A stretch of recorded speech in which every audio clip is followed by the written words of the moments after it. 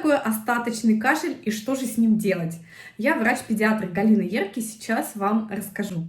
Как вы наверняка уже 100 раз слышали, наши дыхательные пути высланы особым эпителием, на котором содержатся реснички, которые, как водоросли в океане, вот так вот колышутся и выгоняют весь мусор, всю грязь из наших дыхательных путей наружу. Так вот, если у нас кашель надсадный, такой тяжелый, болезненный, это значит, что эти самые реснички от эпителия отрываются, отваливаются, и остается такое пустое лысое место. Именно это лысое место провоцирует дальнейший кашель.